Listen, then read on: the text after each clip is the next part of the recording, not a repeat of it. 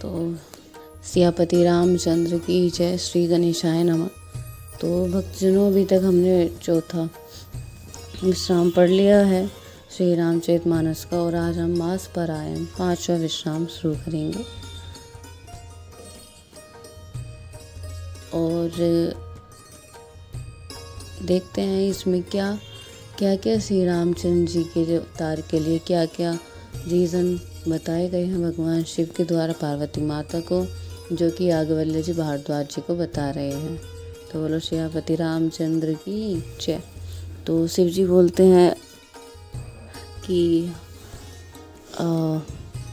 याज्ञवल्क्य जी बोलते हैं भारद्वाज जी से कि मुनि सुनो, वह पवित्र और प्राचीन कथा सुनो जो शिव जी ने पार्वती जी से कही थी। संसार में प्रसिद्ध एक कैकेय देश है, वहाँ सत्यकेतु नाम का राजा राज्य करता था। वह धर्म की धुरी के धारण करने वाला, नीति की खान, तेजस्वी, प्रतापी, सुशील और बलवान था। उसके 2 वीर पुत्र हुए जो सब गुणों के भंडार, बहुत ही रणधीर थे। राज्य का उत्तराधिकार भी बड़ा लड़का था, उसका नाम प्रताप भानु था। दूसरे पुत्र का नाम अरिमर्दन था, जिसकी भुजाएं अपार बल था और जो युद्ध में अटल रहता था। तो भाई भाइयों में बड़ा मेल और सब प्रकार से दोषों और छलों से रहित हैं। राजा ने बड़े बेटे को राज्य दे दिया और आप भगवान के भजन के लिए वन को चल दिए। जब प्रताप भानु राजा हुआ, देश में उसकी दुहाई फिर गई। वह वेदों में बताई हुई विधि के अनुसार उत्तम रीति से प्रचार का पालन करने लगा। उसके राज्य में पाप का कहीं लेस भी नहीं रह गया।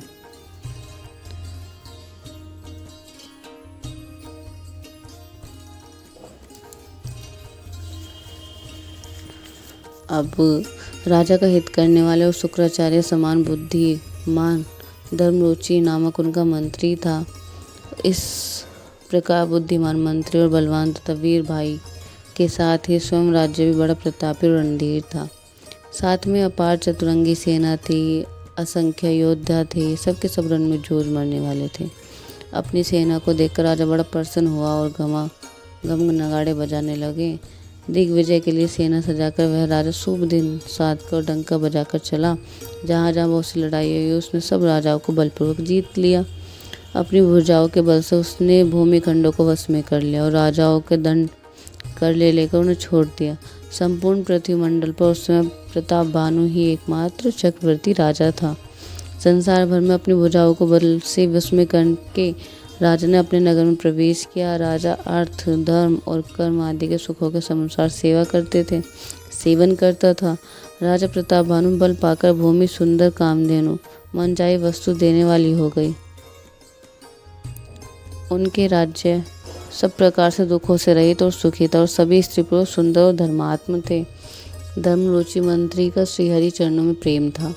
वह राजा के हित के लिए सदा उनसे नीति सिखाया करता था। राजा गुरु, देवता, संत, पितर और ब्राह्मण इन सब की सदा सेवा करता रहता था। तो वेदों में राजाओं को जो धर्म बताए गए, राजा सदा आदरपूर्वक और सुख मानकर उन सब का पालन करता था।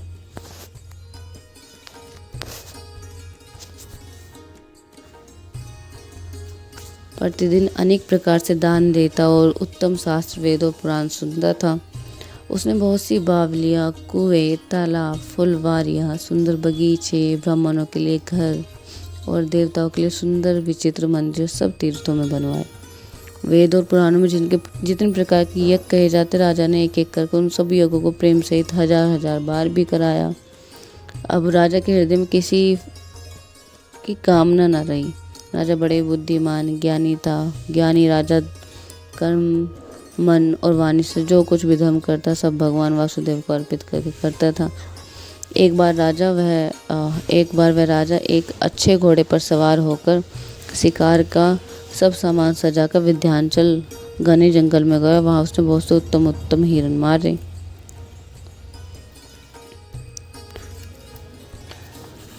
राजा ने वन में फिरते हुए सुअरों को देखा। दांतों के कारण वह ऐसा दिख पा रहा मानो चंद्रमा के मुंह में पकड़कर राहु वन में आ छिपा हो। चंद्रमा बड़ा होने पर उसके मुंह में समाता नहीं था और मानो क्रोधवश वह उसे उगलता नहीं था। वह तो सुअर के भयानक दांतों की शोभा कहीं गई। उसका शरीर बहुत विशाल और मोटा था। घोड़े की आहट पाकर वह घुघराता हुआ कान उठाए चौकन्ना होकर देख रहा था। नील पर्वत के शिखर के समान शरीर वाले उस सूअर को देखकर राजा घोड़े को चाबुक लगाकर तेजी से चला। उसने सूअर को ललकार कि अब तेरा बचाव नहीं हो सकता। अधिक शब्द करते हुए घोड़े की बात देख सूअर पवन के वेग से भाग चला। राजा ने तुरंत ही बाणों से धनुष पर चढ़ाया। सुवर्ण बाणों को देखते ही धरती में दुबक गया। राजा तक तक कर तीर चलाता रहा, परंतु सूअर छल करके शरीर को बचाता रहा। वह पशु कभी प्रकट होता, कभी छिपता और कभी भाग जाता। राजा भी क्रोध के वश में उसके साथ चला गया। सूअर बहुत दूर ऐसे घने जंगल में चला गया जहाँ हाथी घोड़े का गम नहीं था। राजा बिल्कुल अकेला था और वन में कलेश भी बहुत था। फिर भी राजा उस पशु को पीछा नहीं छोड़ा है। अब राजा ने बड़ा धैर्य देखकर सूअर भागकर पहाड़ी के एक गहरी गुफा में जा घुसा। उसमें जाना कठिन देखकर राजा को बहुत पछतान कर लौटना पड़ा, पर अब घोर वन में वह रास्ता भूल गया। अब बहुत परिश्रम करने से थका हुआ और घोड़े समेत भूख प्यास से व्याकुल राजा नदी तालाब खोजता पानी बिना बेहाल हो गया। वन में घूमते फिरते उसने एक आश्रम देखा जहाँ कपट से मुनि का वेश बनाए एक राजा रहता था, जिसका देश राजा प्रताप भानु ने छीन लिया था और वह सेनाओं को छोड़कर युद्ध से भाग गया था। तो प्रताप भानु का समय अच्छे दिन जानकर और अपने बुरे दिन अनुमान कर उसने अपने मन में ग्लानि हुई। इससे वह ना तो घर गया और ना ही अभिमान होने के कारण राजा प्रताप भानु से मेल किया। तो दरिद्र भांति मन में क्रोध मारकर वह राजा तपस्वी के वेश में वन में रहता था। राजा उसी के पास गया। उसने तुरंत पहचान लिया कि प्रताप भानु है। राजा प्यासा होने के कारण व्याकुल तुम उसे पहचान न सका।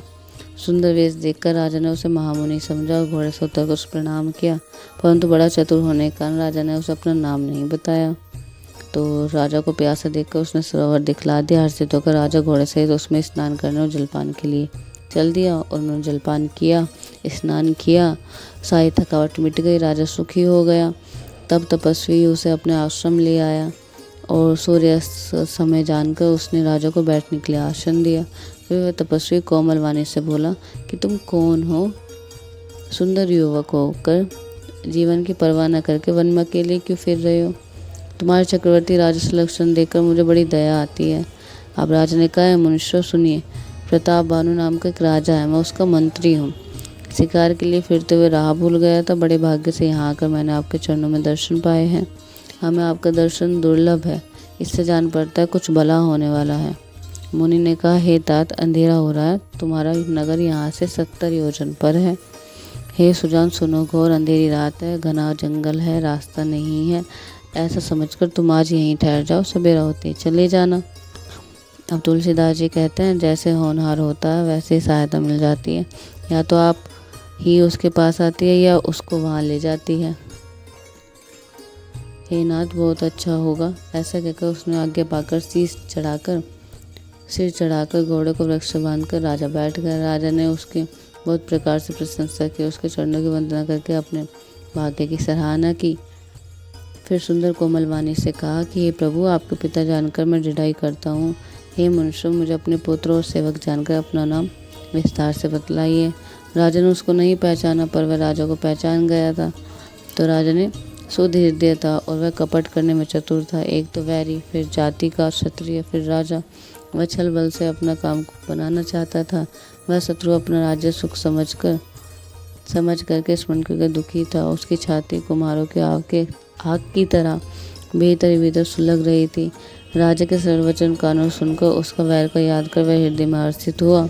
वह कपट में डूबा कर बड़ी युक्ति के साथ कोमल वाणी से बोला, अब हमारा नाम भिखारी है, क्योंकि हम निर्धन और अनिकेत हैं।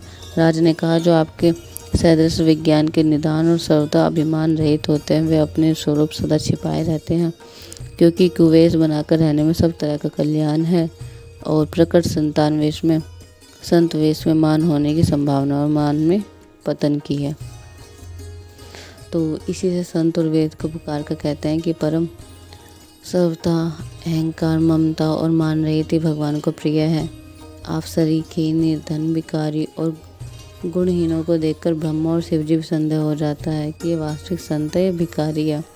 आप जो भी हो सो हो, मैं आपके चरण को नमस्कार करता हूँ। वे स्वामी, हे स्वामी, अब आप मुझ पर कृपा कीजिए। अपने ऊपर राजा की स्वाभाविक प्रीति और अपने विषय में आप उससे अधिक विश्वास देखकर सब प्रकार से राजा को अपने वश में कर अधिक स्नेह दिखाते हुए वह कपट तपस्वी बोला, हे राजन सुनो, मैं तुमसे सत्य कहता हूँ, मुझे यहाँ रहते हुए बहुत समय बीत गया।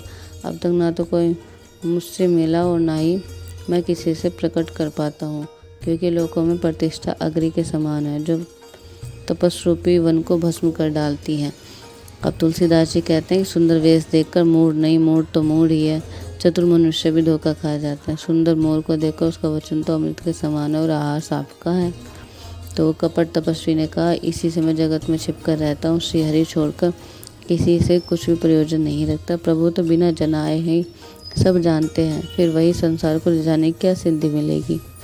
तो तुम पवित्र और सुंदर बुद्धि वाले हो, तुमने मुझे बहुत ही प्यार से और सुंदर, तुम्हारी मुझ पर प्रीति है, विश्वास है। तो हे तात, आप अब यदि मैं तुमसे कुछ छिपाता हूँ तो मुझे बहुत ही भयानक दोष लगेगा। तो जो जो वह तपस्वी उदासीनता बातें करता तो राजा का विश्वास उत्पन्न होता जाता। जब उस बगुले की तरह ध्यान लगाने वाले कपटी मुनि ने राजा के कर्म, मन और वचन से अपना वश में जाना, तब वह बोला, हे भाई, हमारा नाम ना एक तनु है। यह सुनकर राजा ने फिर शीश नवाकर कहा, मुझे अपना अत्यंत अनुरागी सेवक जानकर अपना नाम अर्थ समझाकर कहिए। कपटी मुनि ने कहा, जब सबसे पहले सृष्टि उत्पन्न हुई तभी मेरी उत्पत्ति हुई थी, तब से मैंने फिर दूसरी देह नहीं धारण की, इसी से मेरा नाम एक तनु है। हे पुत्र, मन में आश्चर्य मत करो, तब से बहुत कुछ भी दुर्लभ नहीं है। तब के बल से ब्रह्मा जगत को रचते हैं, तब ही के बल से विष्णु संसार का पालन करने वाले बने हैं। तो तब ही के बल से रुद्र संहार करते हैं। संसार में कोई भी ऐसी वस्तु नहीं जो तप से ना मिल सके।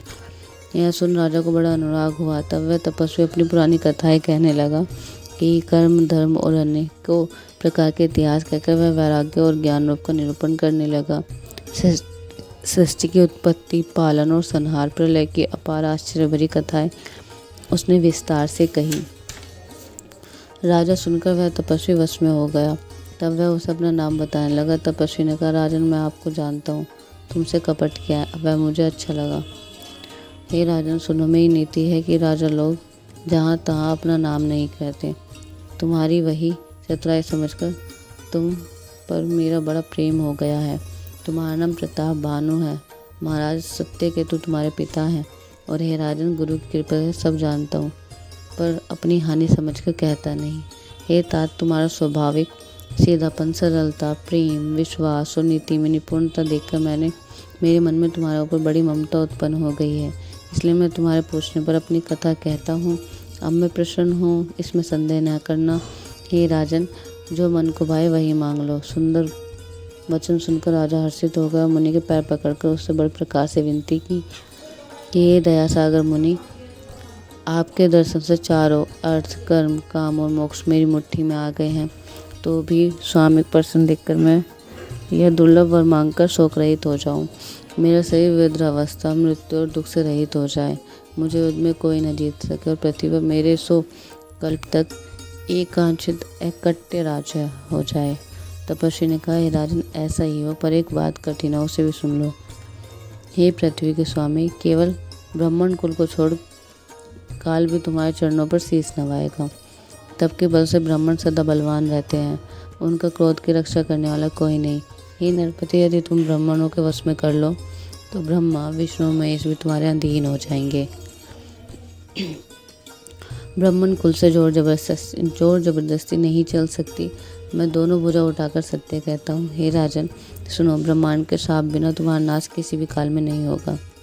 राजन के वचन सुनकर बड़ा प्रसन्न हुआ, कहने लगा, हे स्वामी, मेरा नाश अब नहीं होगा। हे कृपा निधान प्रभु, आपकी कृपा से मेरा सब कल्याण ही होगा।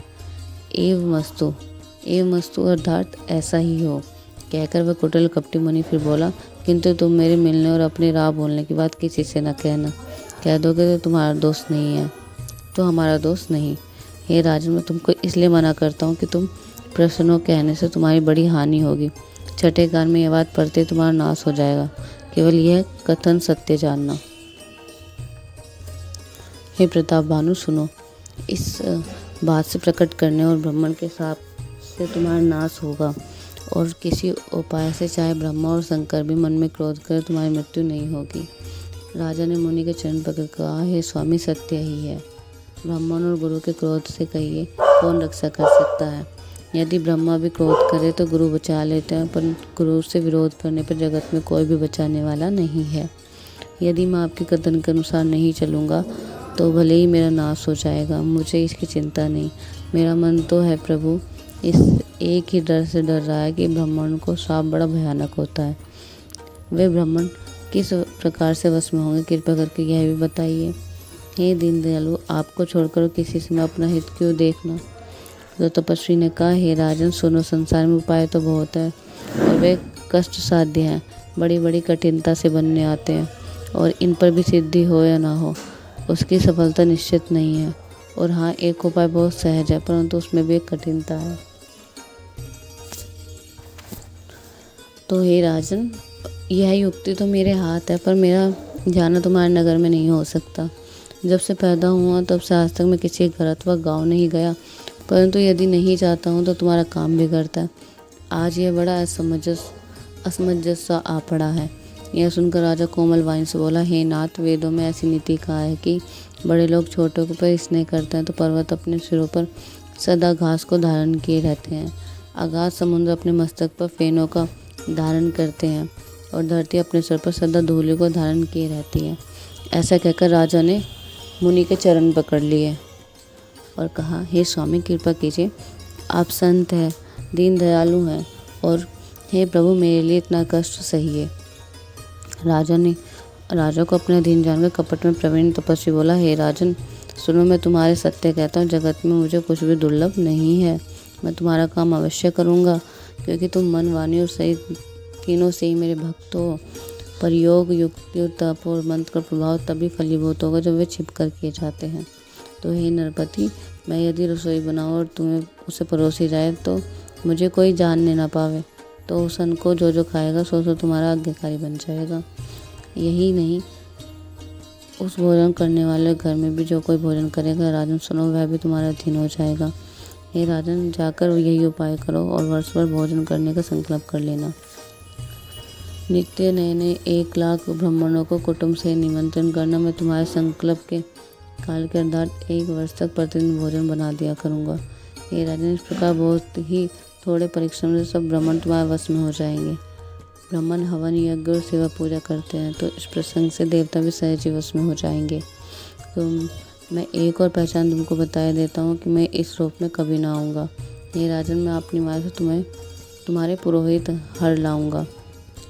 को हर लाऊंगा, तब के बल से उसे अपना सामान बनाकर 1 वर्ष तक यहाँ रखूँगा। और हे राजन सुनो, मैं उसका रूप बनाकर सब प्रकार से तुम्हारा काम सिद्ध करूँगा। हे राजन, रात बहुत बीत गई, अब सो जाओ। आज से 30 दिन मुझे तुमसे भेंट होगी, तब के बल से मैं घोड़े सहित तुम्हारे सोते हित में घर पहुँचा दूँगा। मैं वही पुरोहित का वेश धारण आऊँगा, जब एकांत में तुमको बुलाकर सब कथा सुनाऊँगा, तब तुम मुझे पहचान लेना। राजा आज्ञा मानकर शयन किया और वह कपट यानी आसन पर जा बैठा। राजा थका था, उसे खूब गहरी नींद आ गई, पर वह कपटी कैसे सोता, उसे तो बहुत चिंता हो रही थी। उसी समय वहाँ कालकेतु राक्षस आया, जिसने सुअर बनकर राजा को भटकाया था। वह तपस्वी राजा का बड़ा मित्र था और खूब छल प्रपंच जानता था। उसके 100 पुत्र और 10 भाई थे, जो बड़े दुष्ट, किसी से न जीते जाने वाले और देवताओं को दुख देने वाले थे। ब्राह्मणों, संतों और देवताओं को दुखी देखकर राजा ने उन सबको पहले ही युद्ध में मार डाला था। तो उस दुष्ट ने पिछला वैर याद करके तपस्वी राजा से मिलकर सलाह विचारी की थी और जिस प्रकार शत्रु का नाश हो वही उपाय रचा। भाविवश राजा प्रताप भानु कुछ भी न समझ सका। तेजस्वी शत्रु केवल अकेला भी होना तो उसे छोटा नहीं समझना चाहिए। जिसका सिर मात्र बचा हो वह राहु आज तक सोए चंद्रमा को दुख देता है। तपस्वी राजा अपने मित्र को देख प्रसन्न हो उठा और सुखी हुआ। उसके मित्र ने सब कथा कह सुनाई। तब राक्षस आनंदित होकर बोला, हे राजन सुनो, जब तुमने मेरे कहने पर इतना काम कर दे तो मैंने शत्रु को काबू में कर लिया है। तुम चिंता त्याग दो और सो जाओ। विधाता ने बिना ही दवा के रोग दूर कर दिया। कुल सहित शत्रु का जड़ मूल से उखाड़ बहाकर चौथे दिन मैं तुमसे आ मिलूंगा। इस प्रकार तपस्वी राजा खूब दिलासा देकर वह महामायावी और अत्यंत क्रोधी राक्षस चला। उसने प्रताप भानु के राजा को घोड़ों सहित क्षण भर में घर पहुंचा दिया। राजा को रानी के पास सुलाकर घोड़े अच्छी तरह से घुड़साल में बांध दिए। वह राजा के पुरोहित को उठा ले गया और माया से उसकी बुद्धि को भ्रम में डालकर उसे उसके पहाड़ी खो में ला रखा। अब आप पुरोहित का रूप बनाकर उसकी सुंदर सेज पे जा लेटा। राजा सवेरे होने पर अपनी पहले ही जगह और अपना घर देखकर उसे बड़ा ही आश्चर्य हुआ आया। मन में मुनि की महिमा अनुमान करके वह धीरे से उठा। उसने रानी न जान पाया, फिर उसी घोड़े पर चढ़कर वन को चला गया। नगर के किसी भी स्त्री पुरुष ने नहीं जाना। दोपहर बीत जाने पर राजा आया। घर घर उत्सव होने लगे और बधावा बजने लगा। जब राजा ने पुरोहित को देखा तो वह उसी कार्य का स्मरण करके उसे आश्चर्य से देखने लगा। राजा के 3 दिन युग के समान बीते। उसकी बुद्धि कपटी मुनि के चरणों में लगी रही। निश्चित समय जानकर पुरोहित बना राक्षस आया और राजा के साथ हुई गुप्त सलाह के अनुसार सब विचार कर उसे समझाकर कह दिया। संकेत के अनुसार गुरु को उस रूप में पहचान कर राजा प्रसन्न हुआ। ब्रह्मवशु से चेत न रहा कि वह तापस मुनि है या कालकेतु राक्षस। उसने तुरंत 1 लाख उत्तम ब्राह्मणों को कुटुंब सहित निमंत्रण दे दिया। पुरोहित ने 6 रसों 4 प्रकार के भोजन जैसे कि वेदों में वर्णन बनाए। उसने मायामयी रसोई तैयार की और इतने व्यंजन बनाए कोई गिन न सका। अनेक प्रकार से पशुओं का मांस पकाया और उसमें और दूसरे ब्राह्मणों को मांस मिला दिया। सब ब्राह्मणों भोजन के लिए बुलाया और चरण धोकर आदर सहित बैठाया। जो ये राजा परोसने लगा उसी कालकेतु की आकाशवाणी हुई, हे ब्राह्मणों, उठकर अपने घर जाओ, यह अन्न मत खाओ, इसके खाने में बड़ी हानि है। रसोई में से ब्राह्मण मांस बना है। आकाशवाणी का विश्वास मानकर सब ब्राह्मण उठ खड़े हुए। राजा व्याकुल हो गया, परंतु उसकी बुद्धि मोह में भूल गई कि होनहारवश उसके मुंह से एक बात भी न निकली। तब ब्राह्मण क्रोध सहित बोल उठे। उन्होंने कुछ भी विचार नहीं किया। हे मूर्ख राजन, तू जाकर परिवार सहित राक्षस हो।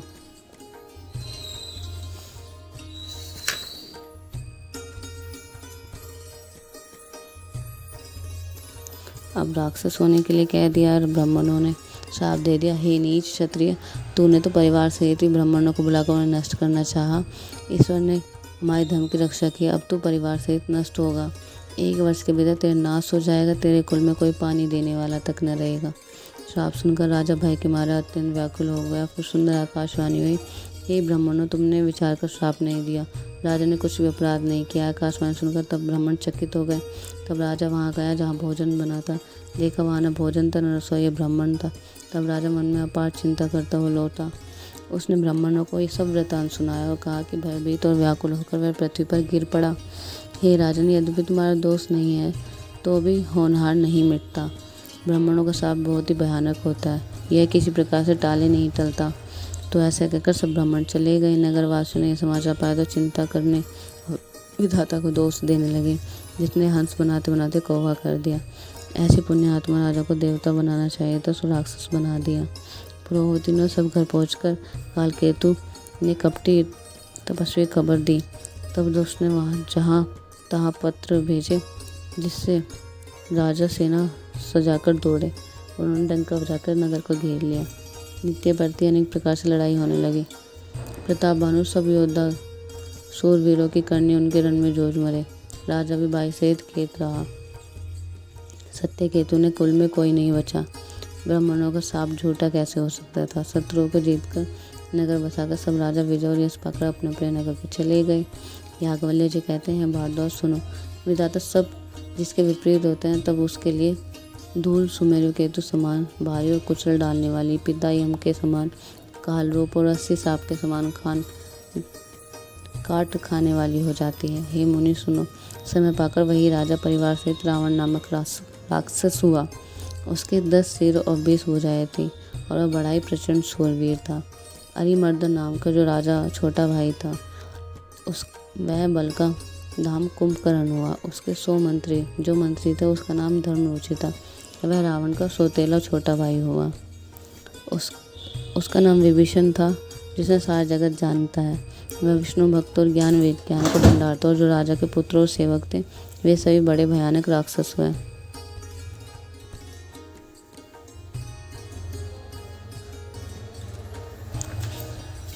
इसका मतलब जो प्रताप भानु था वो राक्षस बना, प्रताप भानु का छोटे वाला भाई कुंभकर्ण बना, और जो उनका मंत्री था, जो भगवान विष्णु का भक्त था, वो विभीषण बना। वे सभी अनेक जाति के मनमाना रूप धारण करने वाले दुष्ट, कुटिल, भयंकर, विवेक रहित, निर्दयी, हिंसक, पापी और संसार भर में दुख देने वाले हुए, और उनका वर्णन कहीं नहीं हो सकता। यद्यपि वे पुलस्त ऋषि के पवित्र, निर्मल और अनुपम कुल में उत्पन्न हुए, तद्यपि ब्रह्मांड के श्राप के कारण वे सब पाप रूप ही हुए। तीनों भाइयों ने अनेक प्रकार से बड़ी बड़ी कठिन तपस्या की, जिसका वर्णन नहीं हो सकता। तब देखकर ब्रह्मा जी उनके पास आए, बोले, तात में प्रसन्न हो, वर मांगो। तब रावण ने विनय करके और चरण पकड़ कर कहा, हे जगदीश्वर सुनिए, वानर और मनुष्य इन दो जातियों को छोड़कर हम और किसी से न मरे, यह वर दीजिए। शिव जी कहते हैं कि मैंने और ब्रह्मा ने मिलकर उसे वर दिया है, ऐसा ही हो, तुमने बड़ा तप किया है। फिर ब्रह्मा जी कुंभकर्ण के पास गए, उसे देखकर उनके मन में बड़ा आश्चर्य हुआ। जो यह दुष्ट नित्य आहार करेगा वो सारा संसार ही उजाड़ देगा। तो ऐसा विचार कर ब्रह्मा जी ने सरस्वती की प्रेरणा करके उनकी बुद्धि फेर दी। उसने 6 महीने नींद मांगी। फिर ब्रह्मा जी ने विभीषण के पास गए और बोले कि हे पुत्र, वर मांगो। उसने भगवान के चरण कमलों में निर्मल और प्रेम मांगा। उसको वर देकर ब्रह्मा जी चले गए और हर्षित होकर अपने घर लौट आए। मय दानव की मंदोदरी नामक कन्या परम सुंदरी और स्त्रियों में शिरोमणि थी।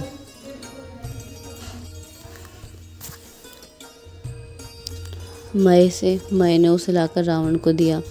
उसने जान लिया कि राक्षसों का राजा होगा। अच्छी स्त्री पाकर रावण प्रसन्न हुआ। फिर उसने जाकर दोनों भाइयों को विवाह कर दिया। समुद्र के बीच में त्रिकुट नामक पर्वत पर ब्रह्मांड बनाया हुआ एक बड़ा भारी किला था। महान मायावी और निपुण कारीगर मय दानव ने उसको फिर से सजाया। उसने मणियों से जड़े हुए सोने के अनगिनत महल थे, जैसे नागपुर में रहने वाली पाताल लोक में भोगावतीपुरी है और इंद्र के रहने वाले स्वर्गलोक में अमरावतीपुरी है। उनसे भी अधिक सुंदर और बांका वह दुर्ग था, जगत में जिस उसका नाम लंका प्रसिद्ध हुआ। उसे चारों ओर से समुद्र की अत्यंत गहरी खाई घेरे हुए थी।